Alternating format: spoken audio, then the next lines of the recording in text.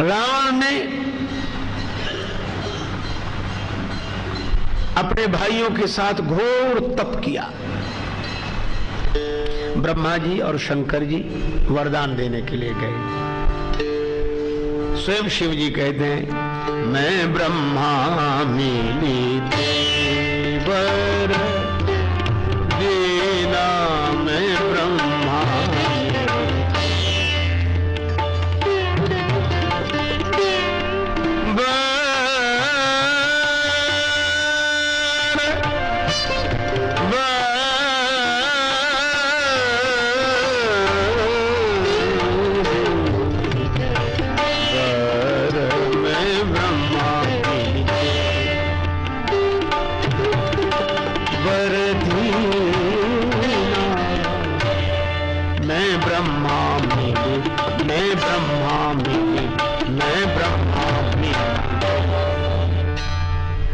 शिव जी कहते हैं, मैंने और ब्रह्मा जी ने मिलकर वरदान दिया।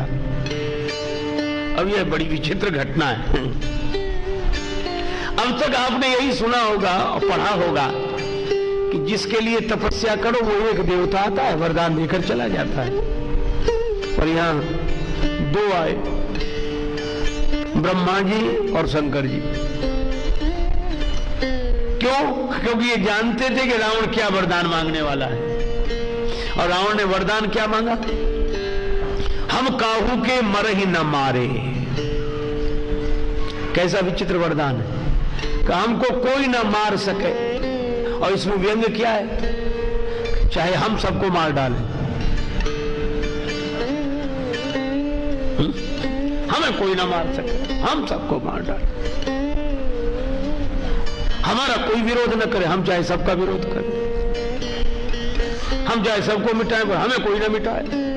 पर ऐसा हो ही नहीं सकता। जो किसी का दिल जलाता खुद भी जलता है जरूर, और शम्मा तो जलती रहेगी परवाना जल जाने के बाद। ऐसा हो ही नहीं सकता कि मिटाने वाला न मिटे। रावण कहता, हम काहू के मर ही न मारे, हमको कोई ना मार सके। ब्रह्मा जी बोले, इसीलिए मैं शंकर जी को साथ लेके आया हूं। क्यों? बोले, एक कारण तो ये कि अपने चेले को समझाओ कि आज तक ऐसा हुआ है कि जिसका जन्म हो उसकी मृत्यु ना हो।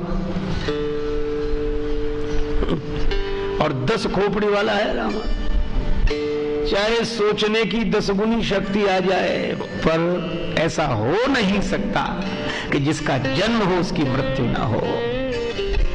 और दूसरा कारण यह है, ब्रह्मा जी बोले, सृष्टि के जन्म से हमारा संबंध है, क्योंकि सृष्टि का उद्भव ब्रह्मा जी के द्वारा और सृष्टि का संहार शंकर जी के द्वारा। तो जन्म के देवता ब्रह्मा जी और मृत्यु के देवता शंकर जी। ब्रह्मा जी बोले, इसीलिए मैं साथ ले आया हूं। तुम सोच रहे हो कि हमको कोई ना मार सके, मृत्यु के देवता साथ हैं। तो जन्म के देवता के साथ मृत्यु के देवता क्यों? मानो संकेत यह है कि जन्म के साथ ही मृत्यु जन्म ले लेती है, जन्म के साथ ही मृत्यु जन्म ले लेती है। दीपक बुझने को जलता है, मरण सदा से जीवन के ही आंचल में पलता है। दीपक बुझने को जलता है। सोचा समीर ने, इसे बुझा दूं, बुझा नहीं पर जलने वाला, विघ्न आए पर रुका नहीं, कर्तव्य मार्ग पर चलने वाला, बुझा पूर्ण कर्तव्य निभाकर रुक जाना तो निर्बलता है। दीपक बुझने को जलता है। दीप दान देता सुदृष्टि को, जब तक होता नहीं उजाला, अंधकार को कर प्रकाश में बुझ जाता है जलने वाला। बनकर मिटना विधि विधान है, नहीं कभी भी यह टलता है। दीपक बुझने को जलता है। राजेश पूर्ण निष्काम भावयुत सेवा ही सच्चा साधन है। परहित ही प्रभु की पूजा है, यही दीप का जीवन धन है। प्रकृति नियम अनुसार दीप क्या, सूरज भी ढलता है। दीपक बुझने को जलता है। मरण सदा से जीवन के ही आंचल में पलता है। अच्छा, एक बात है, हम लोग धीरे धीरे मरने को ही जीना समझते हैं। जन्म तो हो गया, अब तो मरना शुरू है। एक जगह जन्मोत्सव मनाया जा रहा था, बड़ा उत्साह मनाना चाहिए, लेकिन जन्मोत्सव इसलिए मनावें कि एक तो भगवान की कृपा का स्मरण करें। जब जन्म तिथि और जन्मोत्सव मनावें तो यह जरूर सोचें, हरि तुम बहुत अनुग्रह कीन हो, साधन धाम विबुध दुर्लभ तनु मोहि कृपा करी दीन हो। भगवान अगर तुम जन्म ही न देते तो जन्म दिवस कौन मनाता? आपकी बड़ी कृपा। तो एक तो जन्म दिन के दिन जन्म देने वाले का भक्ति पूर्वक श्रद्धा पूर्वक स्मरण करना चाहिए। और दूसरी बात, वर्षगांठ बोलते हैं, तो एक महात्मा बोले यह भी सोचना चाहिए कि वर्षगांठ की गांठ में बरस गांठ का जाए। एक वर्ष जो गांठ में था वो भी चला गया। देखो ब्रह्मा जी बोले इसीलिए हम शंकर जी को लेकर आए कि जन्म के साथ मृत्यु उपस्थित रहती है। सुख पाता रहा जो सदा जग में, उसे आखिर में दुख पाना पड़ा। पछताया नहीं जो कभी भी कहीं, उसे अंत समय पछताना पड़ा। कोई फूल न बाग में ऐसा खिला, खिलके न जिसे मुरझाना पड़ा। विधि का यह अटल विधान रहा, जिसे आना पड़ा उसे जाना पड़ा। रावण बोला तो ऐसा नहीं हो सकता कि हम न मरें? ब्रह्मा जी बोले नहीं हो सकता। शंकर जी की तरफ देखा, शंकर जी बोले नहीं हो सकता। रावण बोला तो संशोधन कर दो। संशोधन क्या?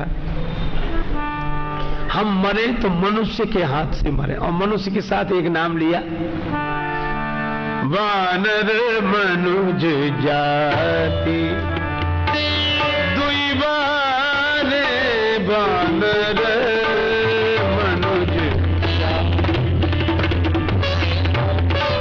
वानर मनुज जाति,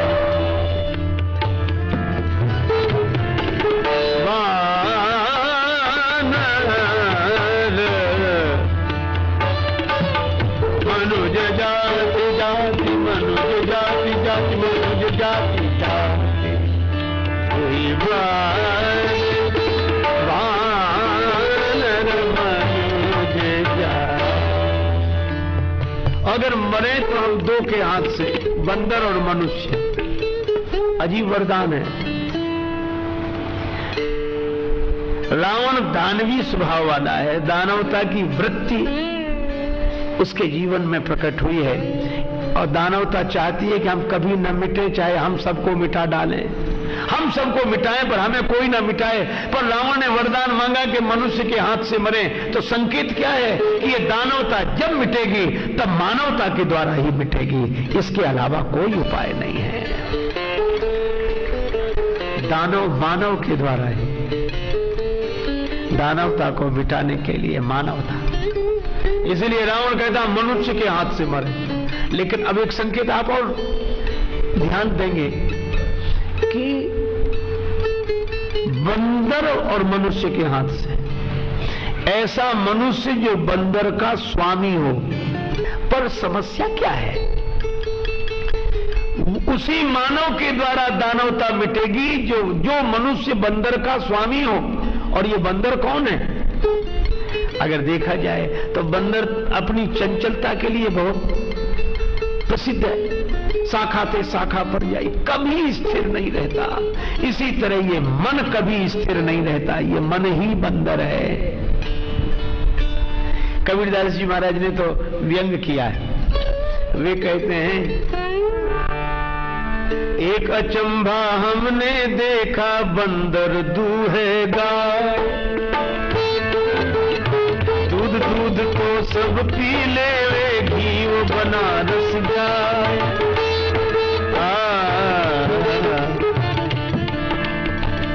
अद्भुत सत्संग है। अटपट ज्ञान कबीर का झटपट लखा न जाए, जो या को झटपट लखे सब खटपट मिट जाए। कबीरदास जी कहते एक अचम्मा हमने देखा, बंदर गाय को दो रहा है और दूध तो सब पी लेता है, घी बनारस चला जाता है। हो गया सत्संग। लोगों ने कहा कुछ समझ में नहीं आया, पर बड़ी अद्भुत बात कही। बंदर गाय को दो रहा है, गौ माता को बोलते हैं, और गो नाम इंद्रियों का भी है, गोचर। तो गो नाम है इंद्रियों का, और मन है बंदर। ये मन रूपी बंदर गौ रूपी इंद्रियों का दोहन कर रहा है, इनकी शक्ति को दोह रहा। आंख कहती अब थक गए देखते देखते, मन कहता तुम थके, आप थोड़ी थके, और देखो।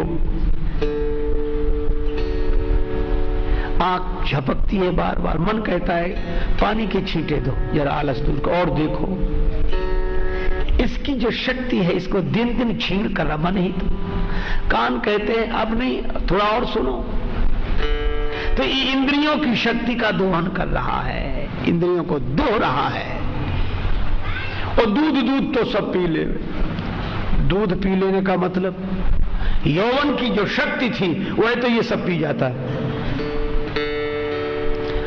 अब बिना दूध का घी वो बनारस चला जाता है। तो बिना दूध का घी का अर्थ बिना शक्ति का जीवन।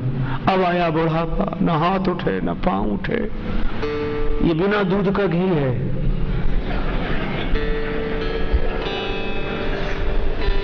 बुढ़ापे में कहां चले जाते?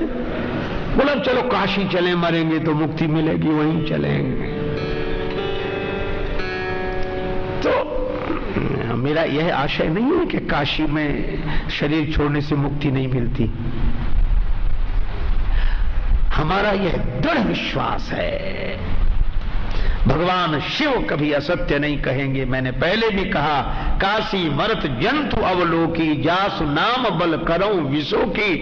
लेकिन काशी में शरीर छोड़ने से मुक्ति तो मिलेगी, पर अगर यौवन की शक्ति रहते रहते मन को बस में कर लिया होता तो जीवन मुक्ति का भी आनंद मिलता।